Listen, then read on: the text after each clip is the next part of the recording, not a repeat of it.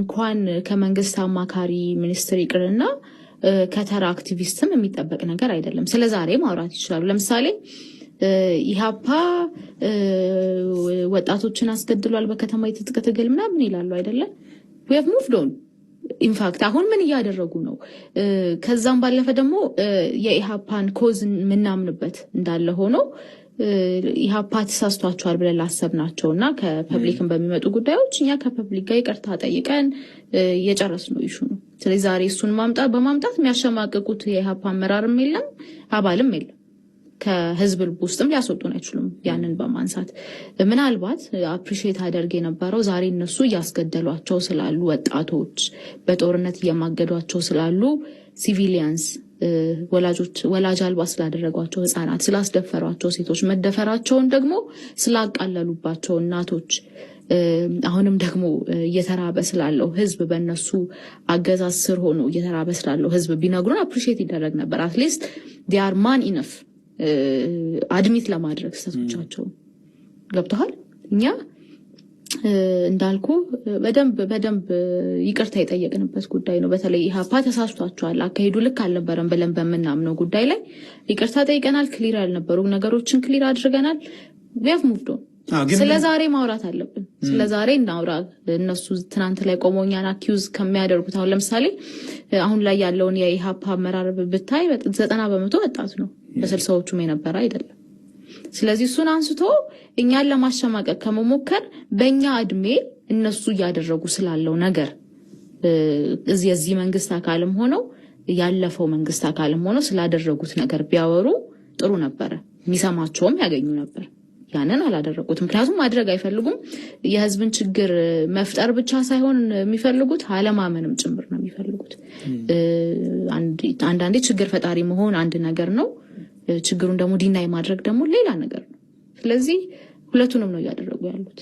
አሁን እንዳልኩ ያለፈውን ጉዳይ ስላነሱ ምንም የሚያሸማቅቅም ነገር የለንም እኛ ጋር። መልካም እንግዲህ እንዳልሽው ምናልባት ትናንት እንደዚህ አይነት ነገሮችን ክሊር የሆነ በሶስተኛው ጉባኤ ላይ ክሊር የሆነ ነገር በደንብ አለመስጠታችሁ በራሱ እንደዚህ አይነት ክስ የሚያስነሳባችሁ ይመስለኛል። ግን የጠቅላይ ሚኒስትሩን አማካሪ ውንጀላ ተቀበላላችሁ ወይ? ያ የነጭ ሽብር ታሪክ መዘከር አለበት፣ ተጠያቂነት መምጣት አለበት ነው የሚባለው። የትኛውም እኛ ምን እናምናለን? በብሔራዊ እርቅ እናምናለን። ብሔራዊ እርቅ ለማምጣት ደግሞ ሁሉም እያንዳንዱ ኃላፊነትና ጥፋት ያለበት አካል ተቀምጦ መነጋገርና ኃላፊነት መውሰድ አለበት ብለን እናምናለን። እኛ ለዛ ዝግጁ ነን። ያነሱበት አውድ ግን ያ አይደለም። አውዱን መረዳት ስለሚያስፈልግ ያነሱት መቼ ነው የሚለው ነው ጊዜው ማተር ስለሚያደርግ መቼ ነው ያነሱት? ኢሃፓ ስብሰባ ጠርቶ ተከለከልኩ ብሎ መግለጫ ሲያወጣ ያወጡት። ለምን አወጡት? በዛ ሰዓት እስከዛሬ በጣም ብዙ ጊዜ ነበራቸው። ከዚህ በኋላ በጣም ብዙ ጊዜ ያላቸው ያንን ለማንሳት ታይሚንጉ ማተር ስለሚያደርግ አውዱም ማተር ስለሚያደርግ ማለት ነው። እንዳልኩ በኢትዮጵያ ታሪክ ውስጥ ተጠያቂ መሆን ያለባቸው አካላት በሙሉ ተጠያቂ መሆን አለባቸው ብለን እናምናለን። ያንን ደግሞ ራሳችንን ኤክስክሉድ አድርገን አይደለም። ነገር ግን ዛሬ ሰላማዊ ትግል እንታገላለን ስላለን በህዝብ ልብ ውስጥ ደግሞ ስለገባን እርግጠኛ ሆኜ የምነግርህ ነገር ማለት ነው ስብሰባው በመሰረዙ ሲመጡልን የነበሩ ኮሜንቶችን በእኛም በቢሮ በኩል በግልም ሲመጡልን የነበሩ መልእክቶችን ማየት ስለሚቻል ማለት ነው። ያ ሁሉ ባለበት ሁኔታ ኢሃፓ የህዝብ ልብ ውስጥ ስላለ ሰላማዊ ትግል እየታገለ ስለሆነ ጠንካራ ፓርቲ ስለሆነ ጠንካራ አመራር፣ ጠንካራ አባላት ስላሉት ይገዳደረናል በሚል እሳቤ ለሚነሳ አኪዜሽን ምላሽ መስጠትም አስፈላጊ አይደለም። ኢንፋክት ነገር ግን ደግሞ ቀላል አኪዜሽን ነው ደግሞ ብለን አንወስደው። ምክንያቱም እዚህ ሀገር በተለይ ደግሞ የገቨርንመንት ሲስተሙ በሌለበት ሁኔታ አሁን ላይ ማለት ነው ግለሰቦች ፈራጅ ቆራጭ በሆኑባት ሁኔታ ላይ ይሄን እንደዚህ አይነት አኪዜሽኖችን በቀላሉ አንመለከታቸውም።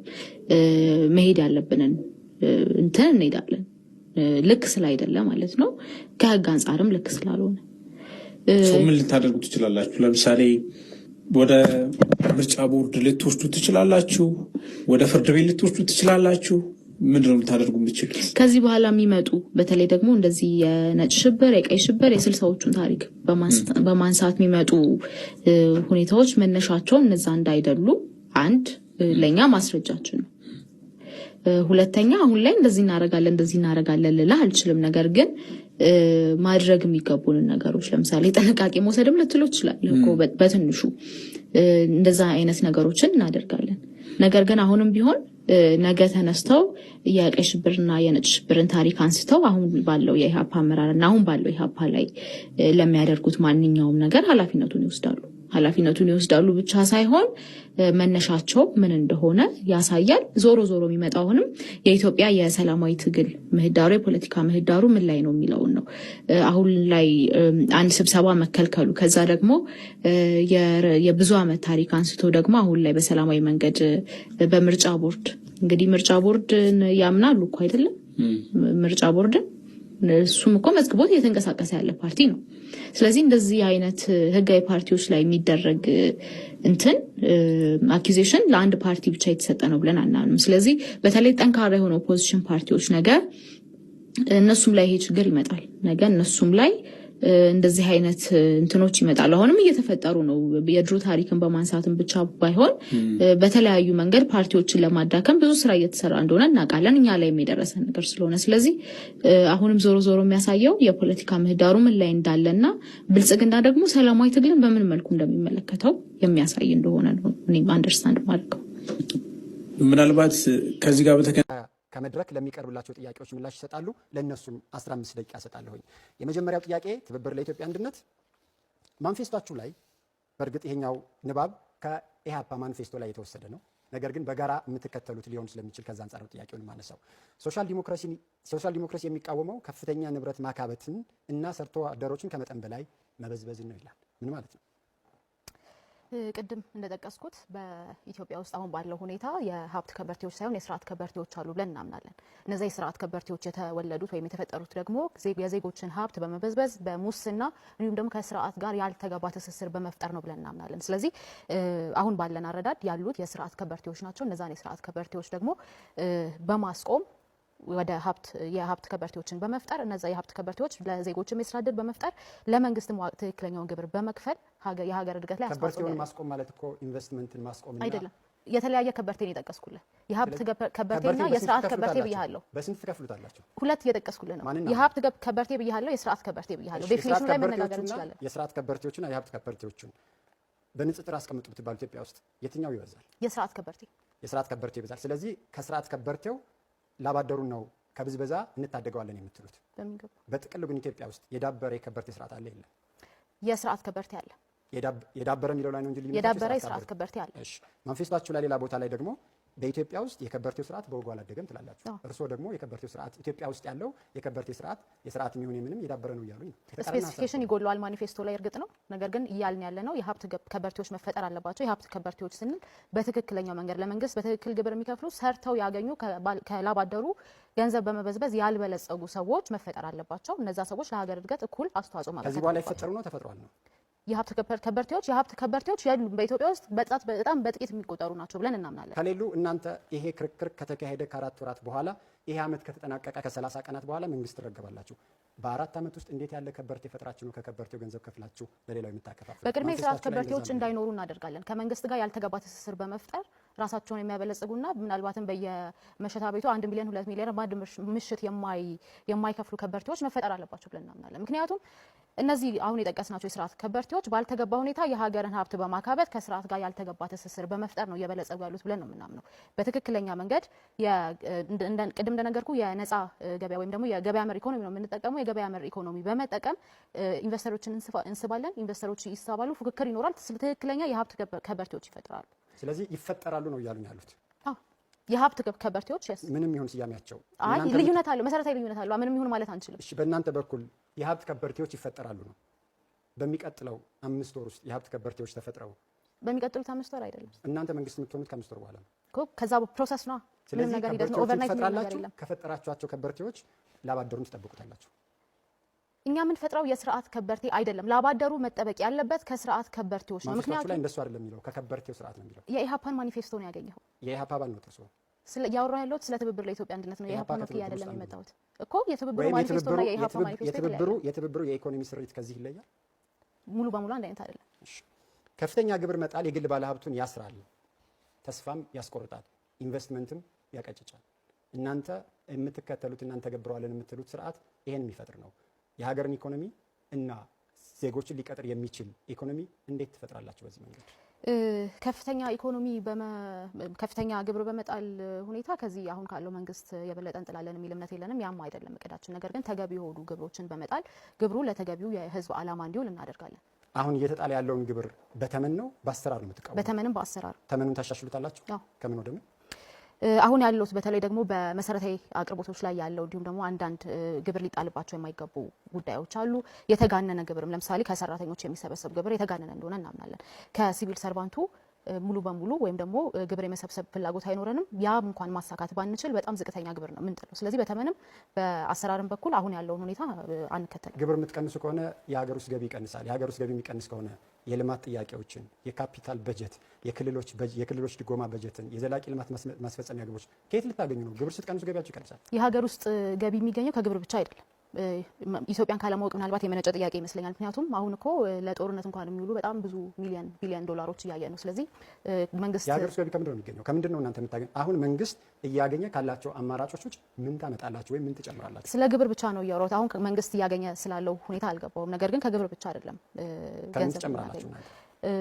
ቀጥታ ግብር ከመሰብሰብ ባለፈ መንግስት በሚያስተዳድራቸው ተቋማት ላይ ለምሳሌ ኤክስፖርቶች ሊኖሩ ይችላሉ፣ እንዲሁ ደግሞ ሰርቪሶች ሊኖሩ ይችላሉ። ከዛ ውስጥ በምናገኘው ገንዘብ የውጭ ግብይት ገቢ ነው እንጂ የሚሆነው የግብር ገቢ አይደለም። ከነዚህም ሰዎች እኮ ግብር ሰብስባችሁ ነው ግብርን የምንሰበስበው። ግብር በመጀመሪያ ደረጃ ተመጣጣኝ መሆን አለበት ብለን እናምናለን። የህዝቡን ገቢ ያማከለ የህዝቡን የኑሮ ሁኔታ ያማከለ ገቢ እንሰበስባለን። ከፍተኛ ግብር ማለት ግን ከህዝቡ አቅም በላይ ነው የሚሆነው። ስለዚህ እንደ ትብብር በማኒፌስቶችን ላይ ያስቀምጥ ነው ከህብረተሰቡ ተመጣጣኝ የሆነ ግብርን በመሰብሰብ መልሰን ደግሞ ያ ግብር አሁን እንደሚባለው ለመንግስት አገልግሎት ብቻ ሳይሆን ለህዝብ ተጠቃሚነት እንዲተላለፍ እና በትክክል ለታለመለት ዓላማና መዋል ላለበት ዓላማ እንዲውል እናደርጋለን ያለው። ማኒፌስቶችሁ ላይ ትምህርትና ጤና ለሁሉም ዜጋ በነጻ ይሰጣል፣ ለስራ አጦችም እርዳታ ወይም ደግሞ ዳረጎት እናከፋፍላለን ብላችኋል። የኔ ጥያቄ አሁን ኢትዮጵያ ውስጥ አይኤልኦ ባወጣው መረጃ መሰረት ከ8 እስከ 10 ሚሊዮን ስራ ፈላጊ ዜጎች አሉ። በትንሹ በወር 4000 ብር ዳረጎት ብትከፍሏቸው 480 ቢሊዮን ብር በአመት ለነዚህ ሰዎች መክፈል አለባቸው። በዚህ ላይ ከ370 ቢሊዮን ብር በላይ ለመሰረታዊ ፍጆታዎች የሚሰጥ በጀት አለ። አሁን ባለው መረጃ ሁለቱ ተደምሮ 800 ቢሊዮን ይደርሳል። የዚህ ሀገር አመታዊ በጀት 1 ትሪሊዮን ነው። እጃችሁ ላይ የሚቀረው 200 ቢሊዮን ነው። 200 ቢሊዮን ብር ይዛችሁ ለክልሎች የድጎማ በጀት ማድረግ መቻል አለባችሁ። የስራ ማስኬጃ ወጪዎች አሉባችሁ፣ ካፒታል አላችሁ። ይሄን ሀገር በ200 ቢሊዮን ብር ምን ልታደርጉት ነው?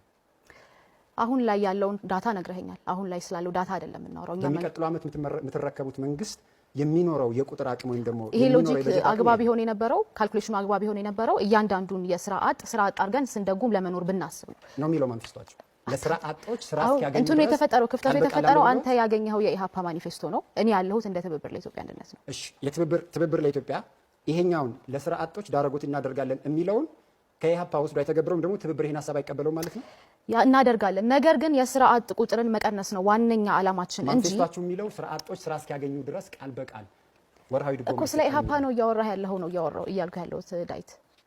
እሺ ይሄኛው የኢሃፓ ሀሳብ ከሆነ ትብብሩ አይቀበልም ወይ? ትብብሩ የሚቀበልበትን መንገድ እያስረዳሁ ነው፣ ከኢሃፓ ነጥለህ እንድታየው ማለት ነው። ትብብሩ የሚለው የስራ አጥ ቁጥርን እንቀንሳለን፣ በጣም ራዲካል በሆነ መንገድ እንቀንሳለን። ምክንያቱም የስራ አጥ ቁጥር የጨመረባቸው ምክንያቶች አሉ። ከነዛ ምክንያቶች ውስጥ አንዱና ዋነኛው ጦርነት ነው። ጦርነቱ ካቆመ ኢንቨስትመንቶች ይጨምራሉ፣ በየክልሉ ያሉ ኢንቨስትመንቶች። ስለዚህ እንትን ነው ኢምፕራክቲካል አይደለም። ይሄ የስራ አጥ ቁጥር ጦርነት ባልነበረበት ጊዜ ከቁጥሩ መጨመር በስተቀር ጦርነት ባልነበረበት ጊዜ መረጃ ልሰጥዎት እችላለሁ። ኢትዮጵያ ውስጥ በአማካይ እስከ 5 እስከ 6 ሚሊዮን የሚደርስ ስራ ፈላጊ አለ። ይሄኛውን 4000 በ5 ሚሊዮን የምናባዛው ከሆነ በትንሹ እስከ 200 ቢሊዮን ዳረጎት መክፈል አለባችሁ። የቁጥር ልዩነት ነው። ጦርነቱ ቁጥሩ ማተር ያደርጋል። ስለዚህ እኔም ጥያቄ እሱ ነው እኮ ቁጥሩ ማተር ያደርጋል እያልኩ ያለሁት። መንግስት ሆነን አናቅም። መንግስት ስንሆን እኛ በምን ያህል መጠን የስራ አጥ ቁጥሩን እንቀንሳለን ከሚለው ጋር ነው ካልኩሌት ሊደረግ የሚገባው በመጀመሪያ ደረጃ። የማኒፌስቶአችሁ በተመለከተ ብሔራዊ ባንክ የመንግስት ተጠሪና በመንግስት ስር ይሆናል ብላችሁ አስቀምጣችኋል። ምን ማለት ነው? እንደዚህ ያሉ ትላልቅ ተቋማት ብሔራዊ ባንክን ጨምሮ ያሉ ትላልቅ ተቋማት በመንግስት ቁጥጥር ስር መሆን አለባቸው ብለን እናምናለን። ምክንያቱም አንዳንዶቹ ተቋማት ከተቋምነት ባሻገርም የሀገርን ጉዳይ በብዛት የሚይዙ ጉዳዮች ስለሆኑ እንደዚህ ያሉ እንደ ብሔራዊ ባንክ የትኛው የመንግስት አካል ቁጥጥር ስር ነው የምታደርጉት? አሁን ባሉት የመንግስት ስርዓቶች ስር ነሰሰሪ ላይሆን ይችላል፣ ዲቴይሉን አልገባንበትም። ነገር ግን በየትኛውም የመንግስት አካል ሆኖ ጥላው ግን መሆን የሚችለው በመንግስት አካል ነው ብለን ያስቀምጥነው። የመንግስት ሚና በኢኮኖሚና በገበያ ላይ ምን ይሆናል? በትብብር ለኢትዮጵያ አንድነት ፓርቲ እይታ ገበያ መር ኢኮኖሚ ነው የምንጠቀመው። በዛ ውስጥ የመንግስት ሚና መቆጣጠርና ባላንስ ማድረግ ነገሮችን ነው ብለን ያስቀምጥነው። መንግስት የሚሳተፍባቸው ኢንቨስትመንቶች ይኖራሉ። ለምሳሌ ትላልቅ ሴክተሮች፣ የአየር መንገድ፣ የግብርና ሴክተሮች በተወሰነ መልኩ፣ ባንኪንግ ሴክተርን እንደዛው በተወሰነ መልኩና እንደዚህ ትላልቅ የሚባሉ ቀደም እንዳልኩት ከተቋምነት ባሻገር የሀገርን ሁኔታ በጣም በትልቁ ሊወስኑ የሚችሉ ጉዳዮችን መንግስት ነው የሚቆጣጠረው። ሌላው ከማንፌስቷችሁ የተነሳ የማነሳው ጥያቄ ከፖለቲካ ጋር ንክኪ ያላቸው የንግድ ድርጅቶችን እናግዳለን ብላችኋል። እነማን ናቸው? በምን ለይታችኋቸው ነው? ለምንድን ነው የምታግዷቸው? ስማቸውን እዚህ ጋር መጥቀስ ያለብን አይመስለኝም። ይታወቃሉ። የፖለቲካ ንክኪ ያላቸው የንግድ ድርጅቶች ያሉን ብለ የሚል መከራከሪያ እንኳን ብታመጣ ኢህአፓ ወይም ደግሞ አጠቃላይ ትብብር ለኢትዮጵያ አንድነት ወደ ስልጣን ሲመጣ ከፖለቲካ ፓርቲ ጋር ንክኪ ያላቸው የንግድ ተቋማት ፍቃድ አይኖራቸውም ኢትዮጵያ ውስጥ ለመንቀሳቀስ። እነዚህ ድርጅቶች የክልል መንግስታትና ህዝቦች ሀብት ሆነዋል። እነሱ ነው እያላችሁ ያላችሁት። የክልል መንግስታት የያዟቸውን ሀብቶች የፖለቲካ ንክኪ አላቸው ብላችሁ ትዘጓቸዋላችሁ ማለት ነው? እንዳልኩ ማንነታቸው ላይ አሁን እዚህ ጋር መነጋገር አስፈላጊ ነው ብለን አናምንም። ነገር ግን ቀደም እንደጠቀስኩት አሉ የለየናቸው አሉ እንደጠቀስኩት ግን አሁን ያሉ የሚል መከራከሪያ አሁን እንዳነሳው አይነት መከራከሪያ እንኳን ቢመጣ እኛ መንግስት በምንሆን ጊዜ ከፖለቲካ ፓርቲ ጋር ንክኪ ያላቸውን ማናቸውንም የንግድ ተቋማት አናስቀጥልምም፣ እንዲከፈቱም አንፈቅድም። የባንኮች አወቃቀርን በተመለከተ ከትብብሩ አካል እንደዚሁም ደግሞ ከኢህአፓ ሊቀመንበር ጋር ባደረግኩት ቃለ ምልልስ ማንኛውም የሃይማኖትና የብሔር ንክኪና ስያሜ ያሉትን የፋይናንስ ተቋማት እንዘጋቸዋለን ብለዋል።